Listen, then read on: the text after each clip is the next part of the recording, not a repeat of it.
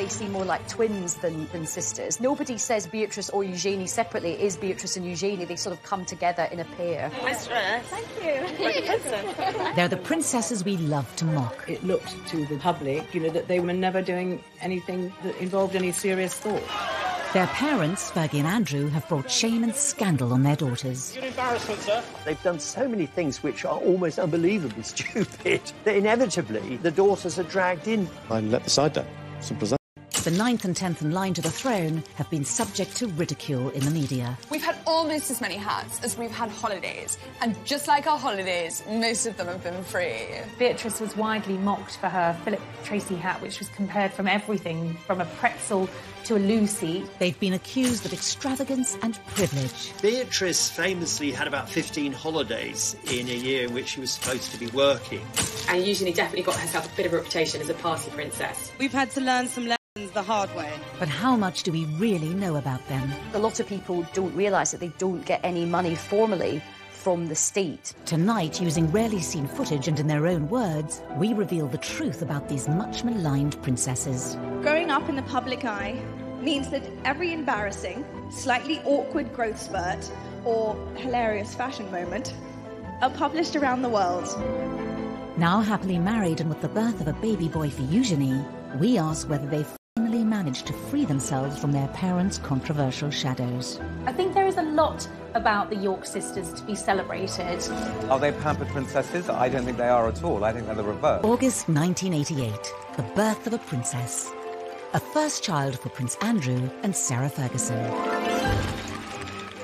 There was huge euphoria. Everyone was just delighted that there was another royal baby, and they came out of the hospital and posed outside. From all the papers of London, congratulations to Her Royal Highness on the birth of a baby girl. It was kind of national jubilation because here was the first royal princess since Princess Anne. Princess Beatrice Elizabeth Mary, blissfully unaware of tradition or ceremonial, took over the proceedings. She was startlingly well behaved, but she did seem to have a sense of occasion. The name Beatrice was really, it was Queen Victoria's daughter, Beatrice, that she was named after. She's Beatrice Elizabeth Mary. So Beatrice has the names of all English queens since 1910.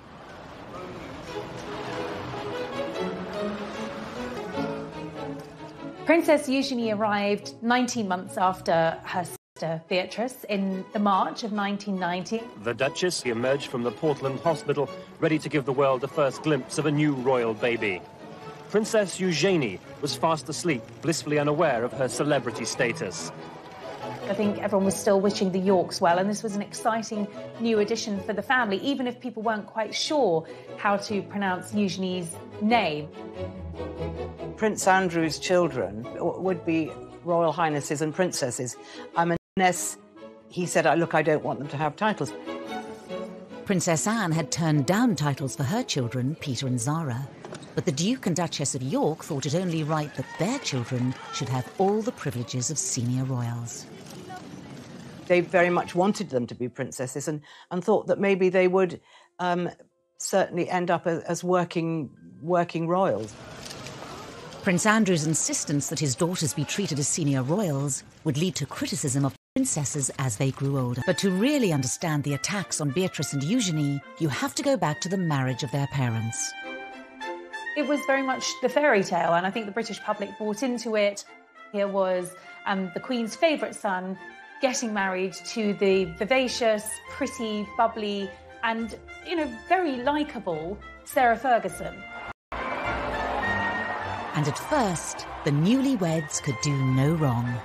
I think Sarah was a breath of fresh air. The royal family really took to her. She just was really suited to Andrew and made, more importantly, Andrew very happy. Kiss her then. Why do you want me to kiss Go on, you? hurry up. Why? Hurry up! Start filming, quick. Go on, dare you. You're a monster. But the Duke and Duchess of York's honeymoon period with the tabloids didn't last long. This is in an era, the mid-80s, when the monarchy had become tabloid fodder. The era of deference was over, and Fergie and Andrew were great for the tabloids. And that's fine if the tabloids like you, and it's fine if you don't in any way misbehave. Fergie came in for a huge amount of criticism for her lifestyle, for her fashion, and what the tabloids called her work-shy attitude, nicknaming her royal idleness. All attacks her daughters would one day have to endure. There was a time where she could do no right with the press.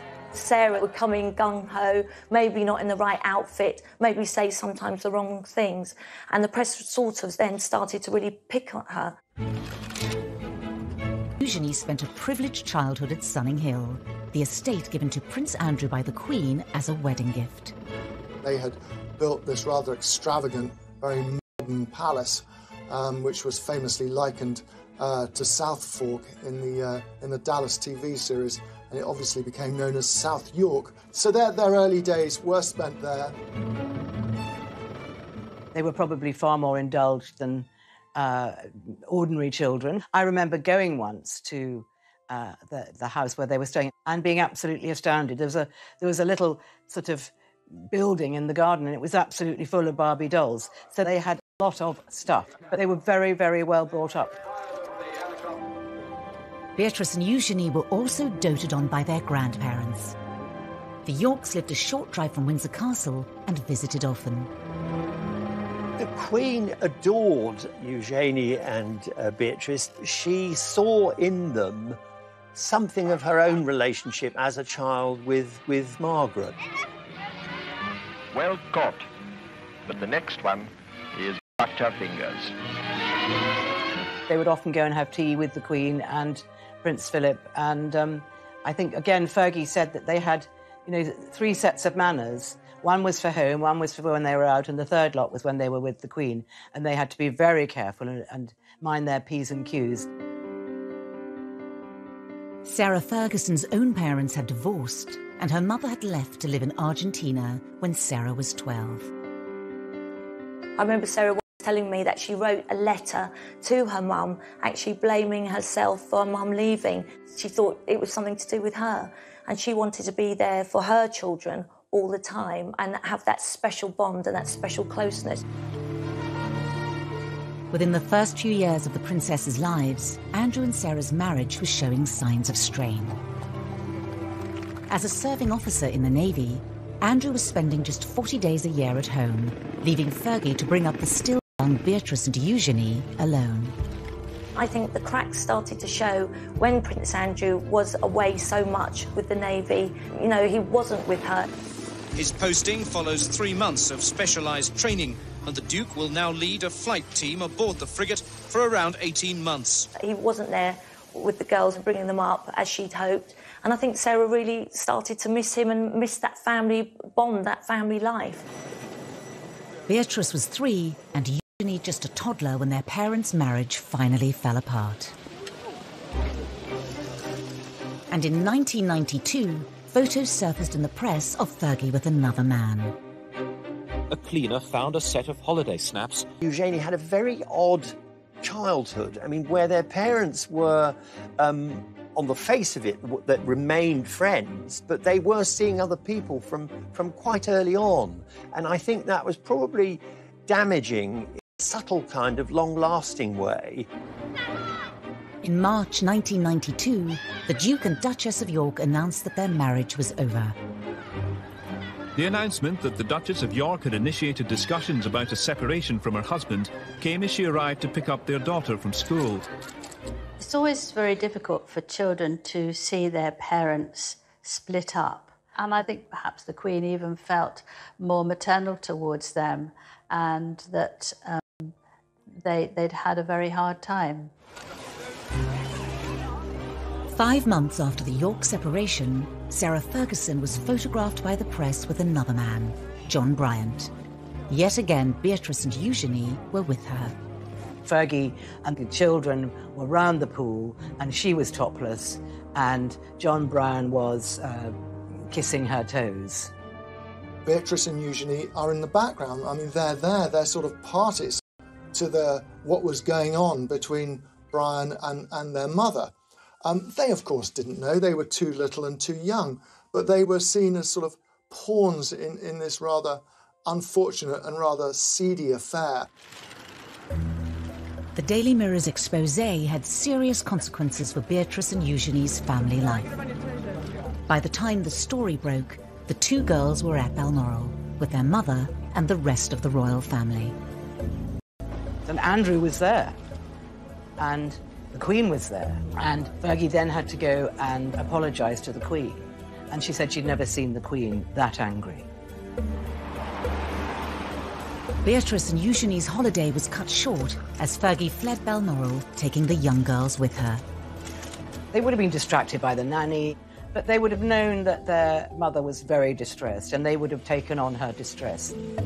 The girls went back down south, and at this stage, they were no longer living at Sunninghill. Their mother had a rented home not far away. She had a series of rented houses in Surrey and Berkshire that she sort of moved to with alarming regularity, which in itself must have been sort of destabilising for the girls. Fergie was reportedly banished by Prince Philip from family gatherings, making life difficult for the princesses. Christmas at Sandringham is a big family occasion, and suddenly Sarah Ferguson wasn't there. That must be very hard to understand when they were young girls. Why isn't Mummy allowed in the big house anymore? She was banished to a time with her and slept there. And then on Christmas Day, Andrew would collect them and take them to church, and they'd go back up to Sandringham House for lunch with their grandparents and the rest of the royal family. Meanwhile, Fergie was having her turkey twizzler or whatever she was doing all on her own. Despite the split, Prince Andrew and Sarah Ferguson were determined to do the best they could for their children. Andrew and Sarah obviously had separated, but they were very much kind of co-parenting, very much a united family unit. It was more than just a united front for sports days. I mean, you would expect that for school events. But it went far beyond that. I mean, they were going on holiday together. It meant there was a lot of continuity and reassurance for Beatrice and Eugenie that their parents were still very much part of their lives. Despite their best efforts, Andrew and Sarah's marital problems created major upheaval for Beatrice and Eugenie. But the girls would also face their own personal issues. Beatrice, at the young age of 7, realised something wasn't right. She was finding it very difficult to learn.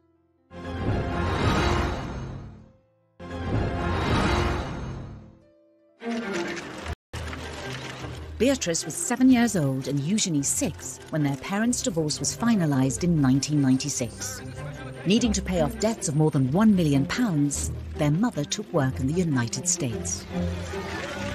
Their mother was spending a lot of time in the States, really trying to clear off an enormous debt that she'd accumulated, from TV projects to book projects. You know, Sarah was literally trying to do anything she could to get herself out of spiralling debts.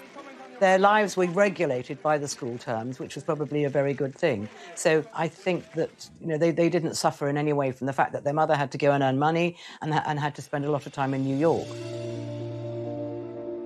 But as her mother was increasingly away, Beatrice was facing up to her own difficulties. She'd been diagnosed with dyslexia. Beatrice, at the young age of 7, realised something wasn't right. She was finding it very difficult to learn, and she was worried she was going to get teased from others and wouldn't fit in.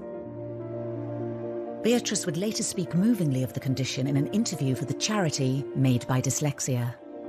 I remember we had different coloured books to describe how far away your reading levels had got to. And I was always on the white books. My best friends were always on the yellow books or the green books. They were so far ahead. And I think at that stage, those moments of doubt just pop into your head. I'm not good enough. I'm not smart enough. I'm not. Why am I not like the others? My ascot. I think Sarah felt it very important that Beatrice was made to feel very secure and that her mum was just round the corner if needed. But there were further issues for the family to deal with. Princess Eugenie, as she started to grow and develop, her parents noticed that there was something slightly different, slightly wrong in the way that her spine was developing. So she started a number of tests and went through a number of specialists. it really worried her. It worried her about her growth. It worried the whole family. It was a very sort of scary time. At 12, Eugenie was diagnosed with scoliosis, curvature of the spine. She needed 8 hours of surgery, speaking out about it later to raise money for the hospital that treated her. I had scoliosis of the spine, which my mum found. They put metal rods in my neck and 8-inch screws up my back, which have now fused together and keep me straight. She makes private visits to see patients, and I understand that she writes to many child patients who have to undergo the same thing as her to say, look, I had it done, best decision in my life. Yes, it was tricky. Yes, I had to wear a back brace, but the upshot of that is that I'm able to ride, I'm able to walk, I'm able to ski, I'm able to lead a completely active life. In their young lives, the princesses had coped with the public scandals surrounding their parents and their private battles. There would be further struggles ahead as they carved out new roles for themselves. But uniquely, they always faced these challenges together. They're very close friends and very close sisters, but they're very different personalities. Beatrice is perhaps a more formal and more reserved. Eugenie is, I suppose, what might be described as bubbly and chatty. The more confident Eugenie chose to go away to Marlborough College, the co-ed public school also attended by Kate Middleton. Marlborough is quite progressive boarding school. It's very sporty. It does a lot of art, does a lot of drama. It's not just about the academic achievement of its pupils. And that really suited Eugenie, I think. And she made a core group of friends there with whom she'll be friends for life. Beatrice, who is, I think, the quieter and perhaps shyer of the two girls, went to an all-girls school in Ascot. She delayed her GCSEs for a year because of her dyslexia, and she didn't get the best grades, but she did go on to become head girl. Both girls had wide circles of friends, including, of course, their Eugenie as his right-hand wingwoman. And they certainly enjoyed themselves, and Eugenie definitely got herself a bit of a reputation as a party princess. Away from the limelight, the public began to see a different side to the princesses, and one that wouldn't go down well. They were mixing with a fast crowd, and it looked to the general public, that they were always having a good time and never doing anything that involved any serious thought. The press was beginning to draw comparisons between Eugenie and Beatrice and their parents. I see myself as a mini mummy, so I kind of have this sort of image that anything you could do, I want to do better. Oh. So I want to... I have to tell you, that's easy. The comparisons were not always favourable. When Eugenie went globetrotting on a gap year to mark the end of her A-levels, the tabloids weren't far behind. The suggestion really was that here was a couple who were living beyond their means, cashing in on their royal connections, and weren't Beatrice and Eugenie going to be just the same? It was almost as if they were tarred with their parents' brush from the outset. Eugenie went to South Africa and on to the Far East. She was sort of flitting from country to country, as most middle-class young people do who take gap years. But of course, she was accompanied by police bodyguards, and that meant we, the taxpayers, were paying for policemen to accompany her to the fleshpots of the world. The taxpayers' share of the bill added to the reported £500,000 already spent on the princess's protection each year. Prince Charles decided, as they would not likely to be very senior royals, that this was too much for the public to pay, so he stopped that. Prince Andrew was so angry that he wrote a note to the Queen saying that he wanted them to be considered as proper royals and he did not want the protection officers to leave them. Usually the Queen gave in to him. She had this huge soft spot for him and he could persuade her to his way, but this time she refused. Written off as pampered princesses, Eugenie and Beatrice tried to keep a low profile. And in 2010, the sisters, now just 20 and 21, found themselves embroiled in another of their mother's scandals. She was caught on camera, essentially selling access to her husband, to someone who she believed was a sheikh, but was in fact an undercover reporter for the News of the World. 500,000. New Prince Andrew. Yeah. Is that a deal? Yeah. It was a nightmare for Sarah Ferguson. It was a nightmare for her children. It was just a sort of a nightmare for everyone. Beatrice was with her mother when the phone call came, warning them that the News of the World was publishing the exposé. Beatrice, it was at a party held by Naomi Campbell, the model, just kept asking her mother, how did this happen? You know, how? And they left the party immediately, effectively went into hiding, knowing that once again, her mother's reputation was about to be completely trashed. Beatrix admitted that she spent several days crying, and one of her friends went and stayed with her overnight for 2 days because she was so traumatised and so unhappy. Her anger was directed at the press. And just as they have done throughout their lives, Beatrice and Eugenie leapt to the defence of their mother. They called themselves the tripod, and that's exactly what they were. They leaned on each other, they depended on one another, they were absolutely a unit, and nothing was going to come between them. Over the coming years, it would be the turn of Sarah Ferguson to defend her daughters against their critics. People have been so brutal to them, particularly in the press, about how they look. And Sarah spoke to the editor of the Daily Mail at the time and she said, look, you just back off. As young girls growing up, Beatrice and Eugenie had less of a place in the spotlight than William and Harry, but so there was still a lot of press interest in Beatrice and Eugenie. This, along with the scandals and embarrassments that have engulfed their parents, has meant Beatrice and Eugenie have also been in the firing line. The whole family is seen as a soft target because the parents particularly have made so many, mistakes is being generous, that inevitably the daughters are dragged in. I think there are times when it looks as though the girls are just being knocked because it's turned into something of a national sport, particularly when it comes to their fashion sense. The two princesses have become renowned for their bold designer outfits. People have been so brutal to them, particularly in the press, about how they look, which is just so old-fashioned and sort of sexist in this day and age. The two of them are quite similar. They quite like vibrant, eclectic, colourful clothing, and fair play to them. Her fashion choices were bold, some might say garish, always over the top. And I suppose when we started seeing Beatrice and Eugenie taking a leaf out of Fergie's fashion book, history repeated itself. But it was when Beatrice and Eugenie were seen arriving at their cousin William's wedding in 2011 that the ridicule reached new heights.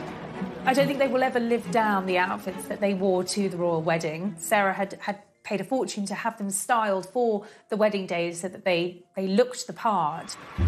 Beatrice's choice of headwear instantly created a national debate. Beatrice was widely mocked for her Tracy hat, which was compared from everything from a pretzel to a loo seat. She became a meme instantly. There were lots of jokes going around that it was like a television aerial. This hat was like another guest. It was like the most talked about guest at Kate and William's wedding. Within hours of the wedding, the silk fascinator, costing around £2,000, had earned its own Facebook page, and hundreds of photoshopped images of the headpiece were shared online. It did get the headlines, maybe for wrong reasons, but they're very confident, and I think they have this wonderful knack of just, laughing it off. The princesses used a charity speech to showcase their positive attitudes. Growing up in the public eye means that every embarrassing, slightly awkward growth spurt or hilarious fashion moment are published around the world. Together we have laughed, together we have cried. Ultimately, though, together we fueled each other's sense of humour. Beatrice actually did something very clever. She turned the thing around brilliantly by auctioning the offending fascinator. It raised £81,000 for charity, which she got a lot of good publicity for that. And it showed that, unlike her parents, there are times when Beatrice is quick on her feet. The princess's love of headwear became infamous and was mocked by the critically acclaimed Channel 4 show, The Windsors. If there's one thing we're famous for, it's our... holidays. Yeah. Hats. So basically, this is just like a small selection of some of the incredible fascinators that I've got.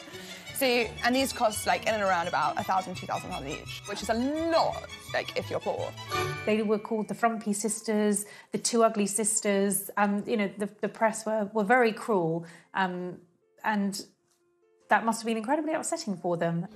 In 2018, the princesses opened up about how the scrutiny has at times taken its toll, particularly after one royal engagement. They spent an hour or two in Buckingham Palace meeting dozens and dozens of people doing the royal job, and suddenly a story drops criticising their appearance and their clothes. They'd been so badly treated. Even Beatrice proving once again that life in the spotlight came with serious downsides. Beatrice was pictured on a beach in a bikini, and those pictures were published in all of the newspapers.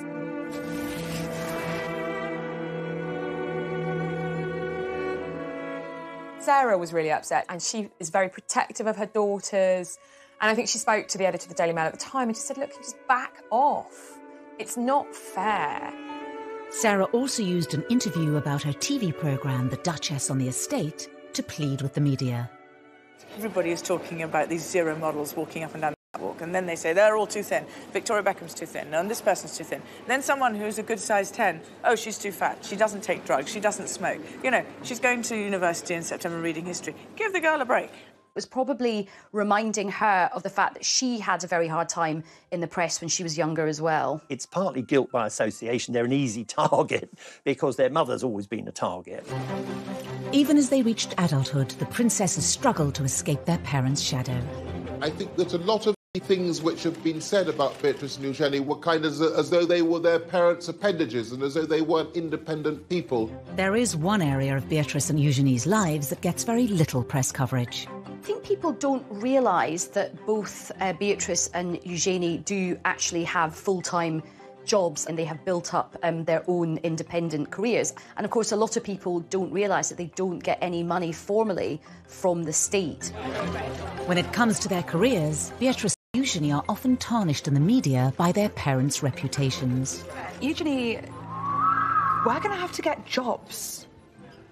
Is that like when Daddy has a party for Arabs and British businessmen? No, I think a job's where you have to go into a building or something. Yeah.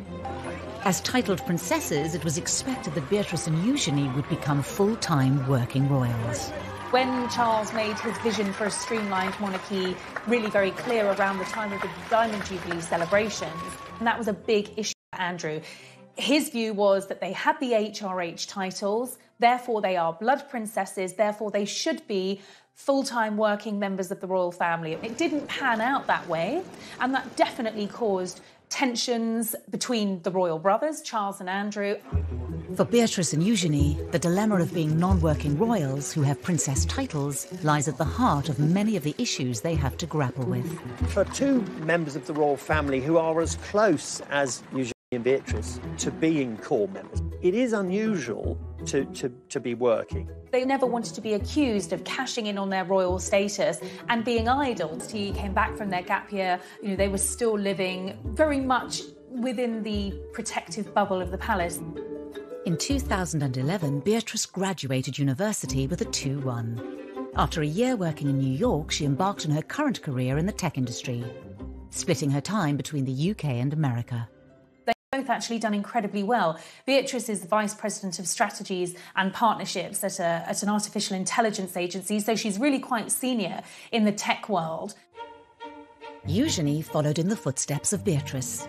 After also graduating with a 2-1 in 2012, she too moved to New York, but embarked on a very different career path to her sister. Eugenie has seemingly always been interested in the arts, and she went to New York and worked for an online art business. Eugenie had also begun a relationship with her future husband, Jack Brooksbank, who she'd met on a ski trip. After dating long distance for 2 years, Eugenie returned to London in 2015. And then she came back and got an amazing job with a huge international art dealers called Hauser and Wirth in Mayfair. With careers outside the monarchy, Beatrice and Eugenie have gained experience that's out of reach for many of their royal relatives. They have one foot in the royal family because they still go to events with core members of the family, and they have one foot in the real world. They do it because they want to work and they're very grounded and they like being around normal people. Distancing themselves from their parents' reputations for failed money-making ventures, the girls forged more stable paths. But as members of one of the most famous families in the world, how normal can their lives really be? They do come back for things like Trooping the Colour and the garden parties in Buckingham Palace.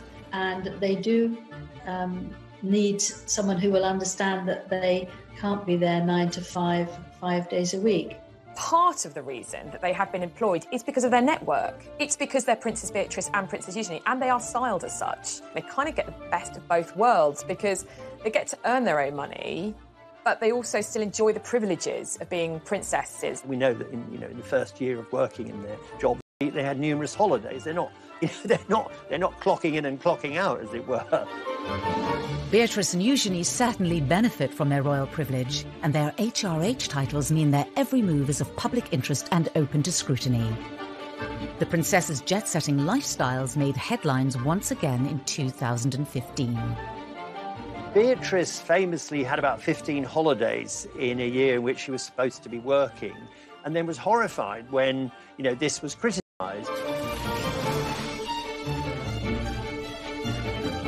Is happy, then that's absolutely fine. And the same applies to Eugenie. The princesses had clearly inherited Andrew and Sarah's love of the high life, and although not paid for by the state, the many holidays fueled their reputations as pampered princesses. Clearly somebody had a word and made it very clear that there needed to be some settling down, otherwise this really was risking damaging the reputation of the monarchy. The princesses showed they were able to respond to public perception in their speech for the charity We. As young working women in the public eye, we've had to learn some lessons the hard way. In many ways, we are grateful for that, in hindsight, naturally. As royals, they also carry out public duties too. Beatrice and Eugenie are patrons of a wide range of charities. In the same way that Sarah has always used her public profile to promote charitable causes, Beatrice and Eugenie have both been very active in the charity world and have chosen charities that are meaningful and relevant to them. So Beatrice has aligned herself with children's charities with a focus on education and the dyslexia charity that she works closely with. I really see the work that we're doing, raising awareness around dyslexia, as a true pillar to stand up the concept of reimagining education. Beatrice ran in the London Marathon in aid of charity, the first member of the royal family to do so in 2010. Really excited. I'm desperate to get to the start line. I'm desperate to get going. Eugenie has most recently focused on anti-slavery and empowering women. She went on to become the patron of the National Orthopaedic Hospital, where she had been treated for scoliosis when she was 12. Today, I'm so lucky to get to work with and support other young women who are going through the same thing. To encourage them to not let their diagnosis win, to live fearlessly too. Despite their dedication, their charitable efforts are often overlooked in the press. There's far too much focus on perhaps some of the outfits that they've been wearing or what they're getting up to in their private lives. And because there has been so much scandal associated with their parents, that has slightly overshadowed the good work that they have done themselves as individuals. I think in terms of their public conduct, they've seen the mistakes that both of their parents have made. So I think Beatrice and Eugenie have learnt from this. They've given very few rather short interviews, normally about something very specific, often a charity involvement. They want to live quiet lives below the radar, the antithesis of the lives that their parents have lived. That desire to largely remain out of the public eye is all well and good, but when it comes to royal romances, it's often impossible. And Eugenie's wedding would invite yet more media weddings, but this is someone who's ostensibly an ordinary working person.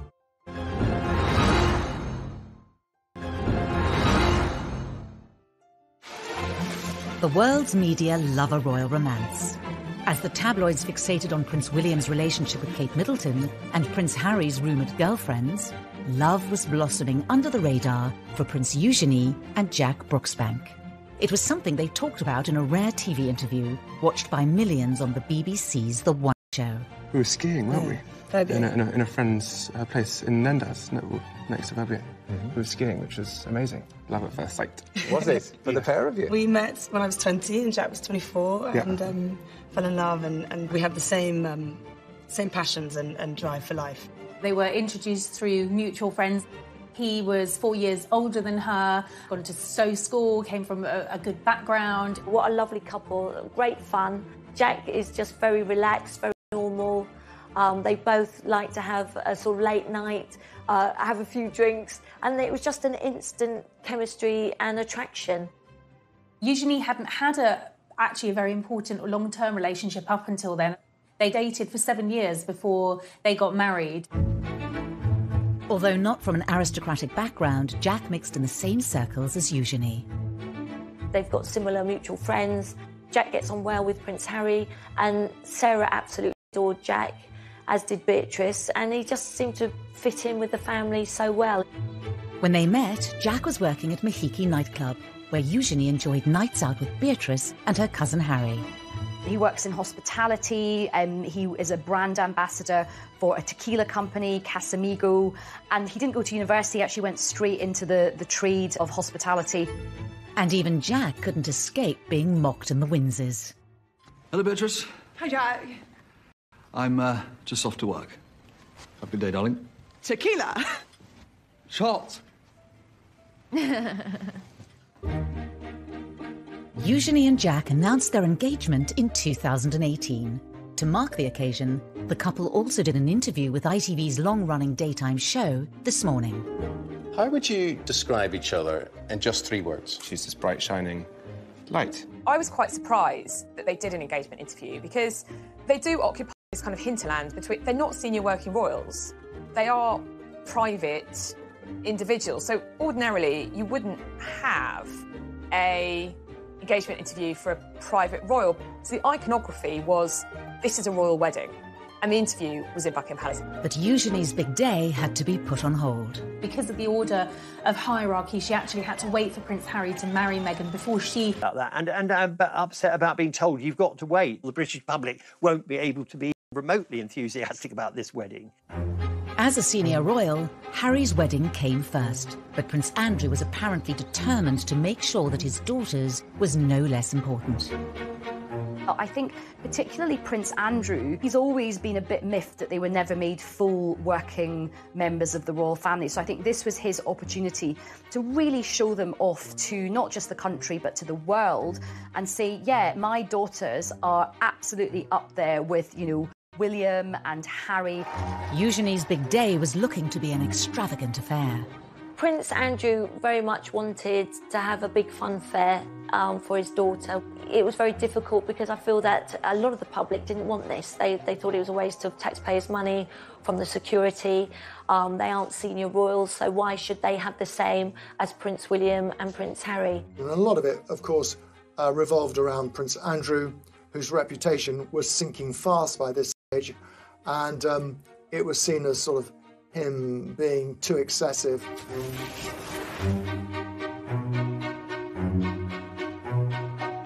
The reception wasn't footed by the taxpayer, but it was thought that all in all that the whole wedding would have cost between about £2 million, £2.5 million, and it was felt that quite a big chunk of that would have been for security. Eugenie already seemed to be an easy target in the press because of her parents' reputations, but the excessive nature of the wedding opened her up to serious scrutiny. She was once again branded the pampered princess. It was Eugenie trying to compete in glamour with Harry and Meghan's wedding. But this is someone who's ostensibly an ordinary working person.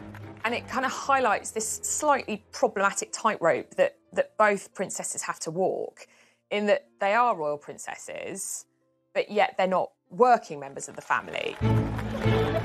The wedding went ahead as planned. On 12th of October 2018, Princess Eugenie and Jack Brooksbank were married at St George's Chapel, where Harry and Meghan had wed earlier that year. I don't think any of us quite knew what to expect of this wedding. Were the crowds going to turn out for this big day? It actually was a great success. The crowds were out. Eugenie wanted the big fairy tale wedding at Windsor Castle, and that was what she got. When it came to numbers, Eugenie and Jack did certainly outdo Harry and Meghan, with 200 more guests at their nuptials. The wedding was huge. I mean, I think there were 800 guests, but Fergie has a lot of friends and she loves parties, and she loves organising parties, and it was never going to be small.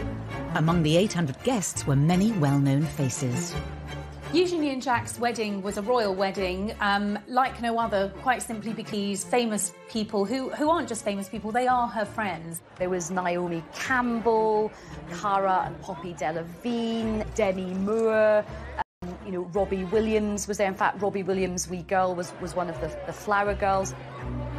There was another night of partying at the Royal Lodge, and this was a big affair with dodgems and sort of fairground rides. It certainly was star-studded, but of course Eugenie and Jack's families were central to the celebrations.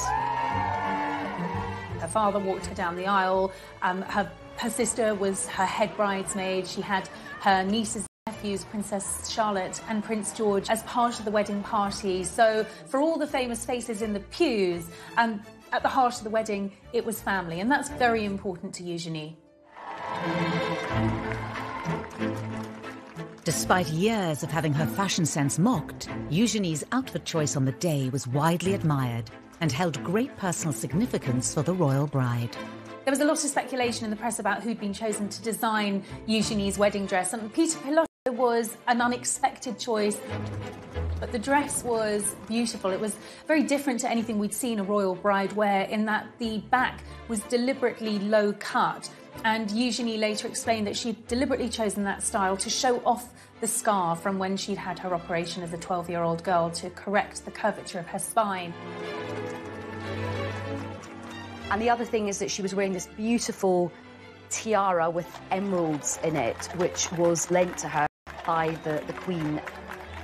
The tiara from the Queen was to show the strength and the closeness of their relationship. Whilst the weddings of Harry and William were broadcast to the world on the BBC as well as other channels, Eugenie's was not, which reportedly caused more angst for Andrew.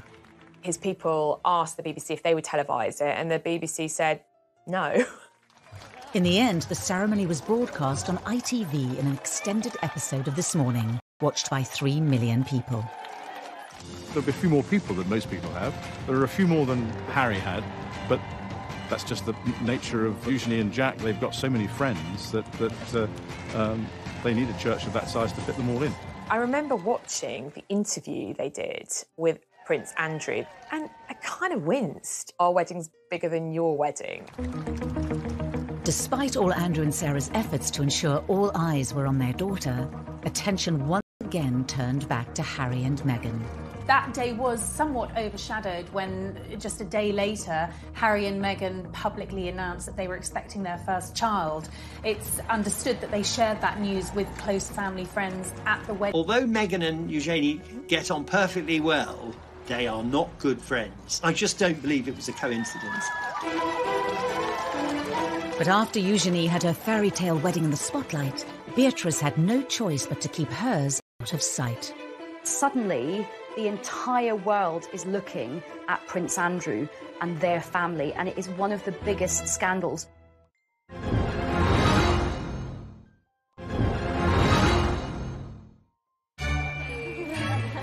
Thank you. Before Eugenie's marriage in October 2018, many had expected that older sister Beatrice would have been the first to walk down the aisle with long-term boyfriend Dave Clark. They were introduced through Prince William. Dave's a very charismatic guy, very popular. Sarah and Andrew adored him from the minute Beatrice brought him home. She's a very conventional young woman, so she wanted to get married. And it became clear, despite pressure from Beatrice, that Dave Clark didn't want to marry her. With no marriage in sight, the relationship came to an end in 2016. I think that for Princess Beatrice, she'd invested 10 years of her life with a man that wasn't going to marry her, so that is a difficult situation for any young girl to be in. But a little over 2 years later, Beatrice found love again after spending time with friend of the family, Edoardo Mozzi. They've known each other for a long, long time. However, they were reacquainted at Princess Eugenie's wedding. This was a courtship that moved very quickly, certainly compared to her previous relationship. Just a year after they started seeing each other, Edoardo proposed. Beatrice's engagement to Edoardo Mozzi was really, really happy for Fergie and Andrew, because Fergie has known the family for a long time, so it couldn't have been happier for her. 36-year-old multimillionaire Mozzi made his fortune as a property developer after studying politics at Edinburgh University. He is of Italian heritage with an English mother, was brought up in England, and is a successful, talented, young professional man. After the engagement was announced, the date of the wedding was set for late May. Beatrice knew she wanted a smaller wedding. She didn't want the big wedding at St George's. You know, she'd watched Eugenie have this fabulous celebrity star-studded wedding and had loved that wedding, but it wasn't the wedding that she wanted.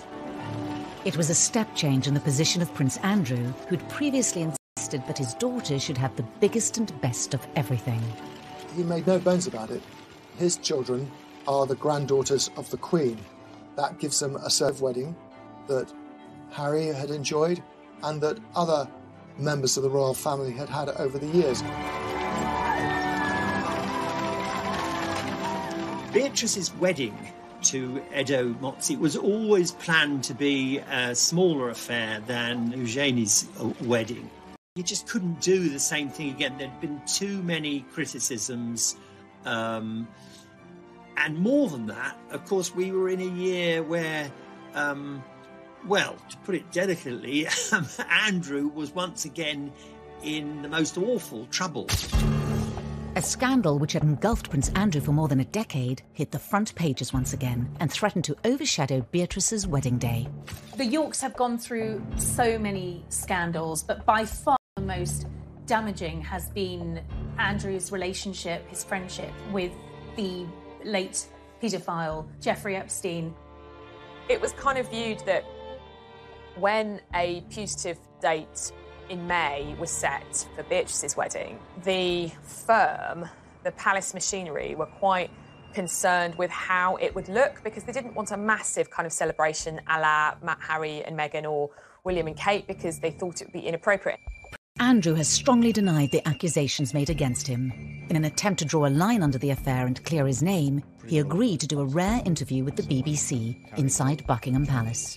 The Newsnight interview, which apparently Beatrice got slightly involved with because she thought they could sort it out. But of course it just got worse. Do you regret that trip?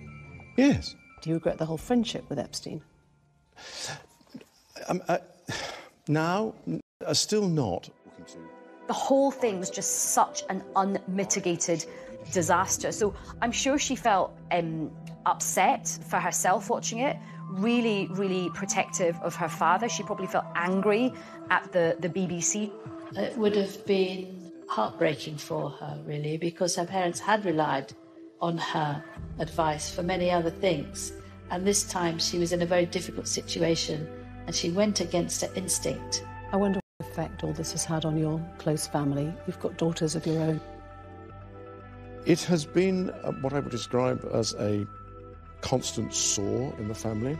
She wanted the right thing. She wanted her dad's name to be cleared. She believed in her dad.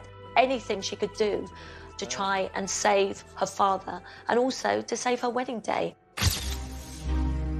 Their father was taken out of frontline royal duty, making a public wedding difficult. It was still going to be a royal wedding. No decisions have been taken over whether to... Of course, the COVID-19 pandemic threw everything up in the air. As the country went into lockdown, the wedding was postponed. Everyone felt so sorry for Beatrice because she was the one that, kept having to change her plans.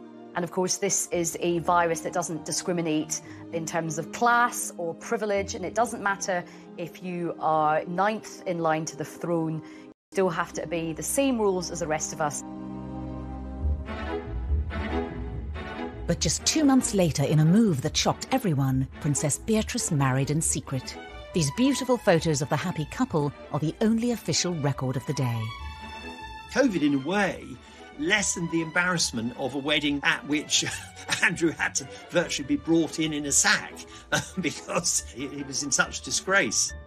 Princess Beatrice managed to pull off something no modern member of the royal family has done.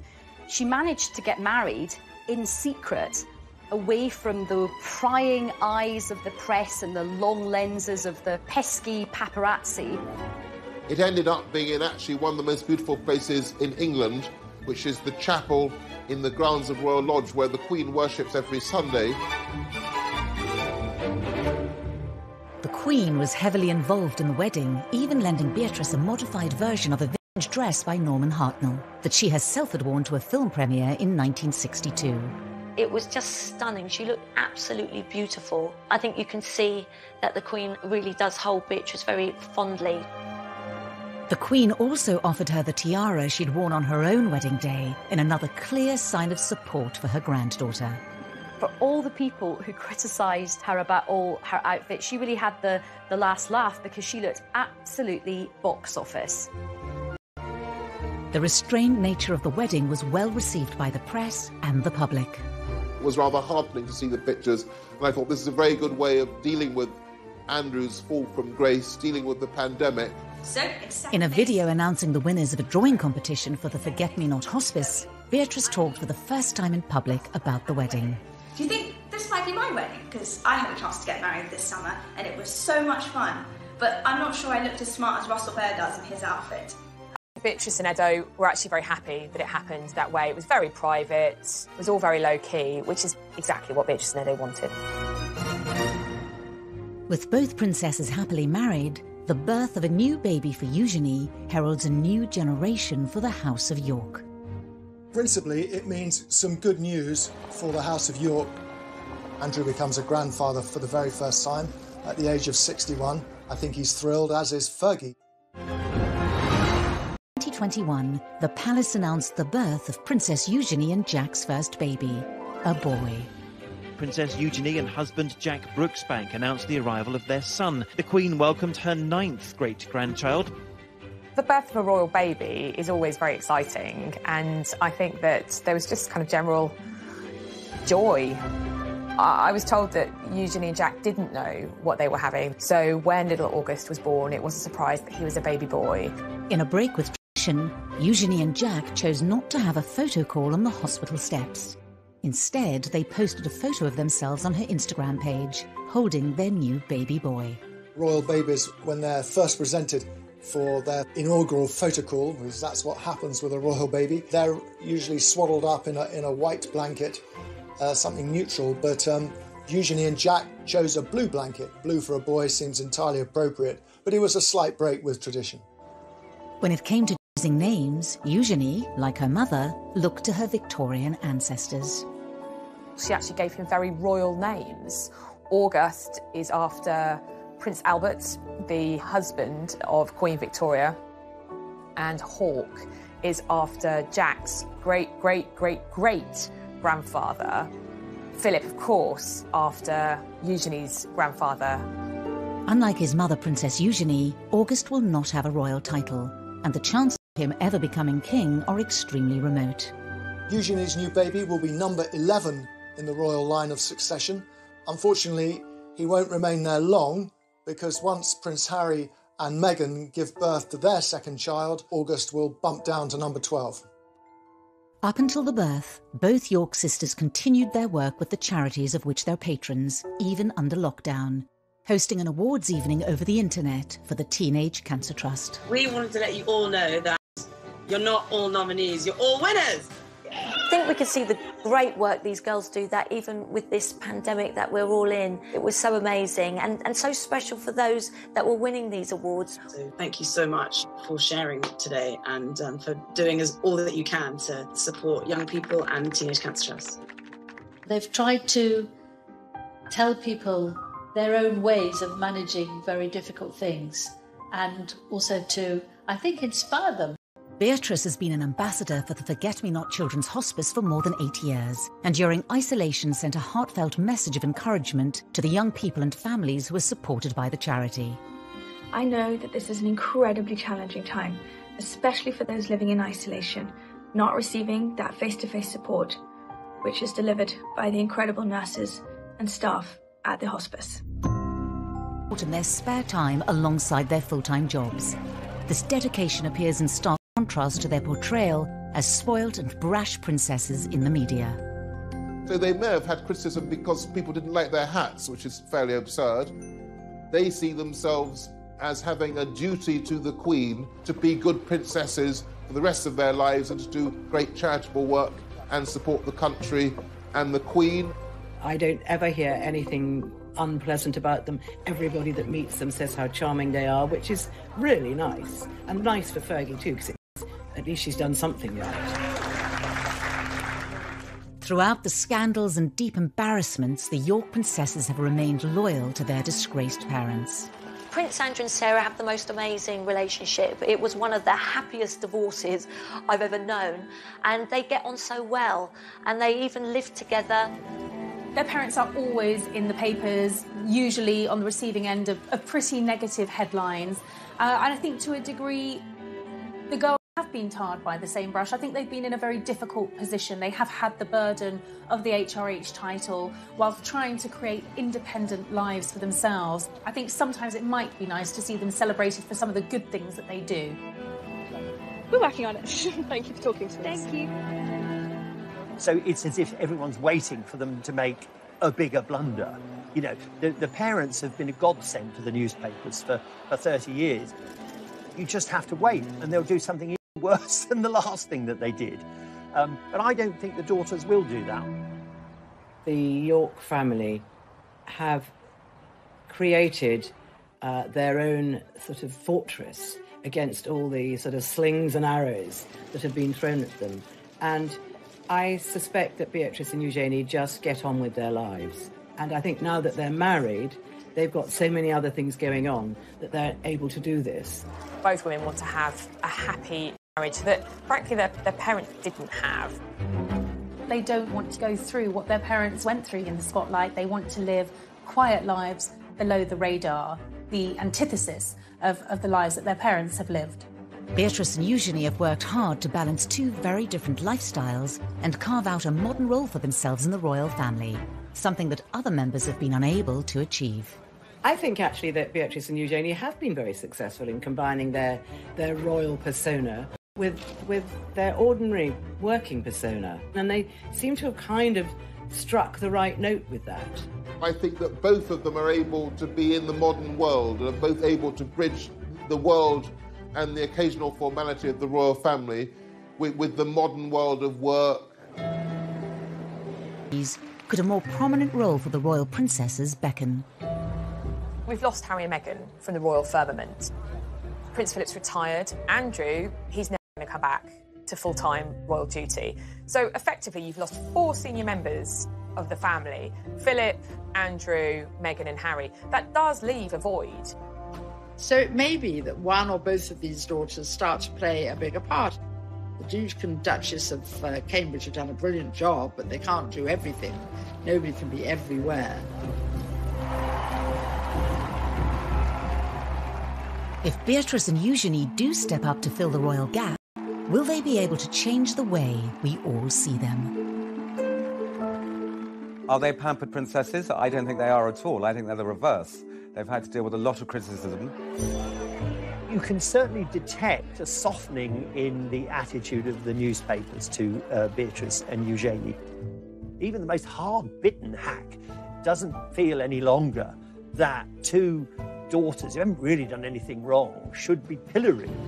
The girls have definitely won over the public. I think that the public are definitely looking at them with different eyes. The road has sometimes been a bumpy one, but they are married, they are really free, I think, from their parents now in a way that they haven't really been up until now. They are financially independent, they are living their own lives. And I think there is a lot about the York sisters to be said. The Queen, and they had to be very careful and mind their P's and Q's. Sarah Ferguson's own parents had divorced, and her mother had left to live in Argentina when Sarah was 12. I remember Sarah telling me that she wrote a letter to her mum, actually blaming herself for her mum leaving. She thought it was something to do with her, and she wanted to be there for her children all the time and have that special bond and that special closeness.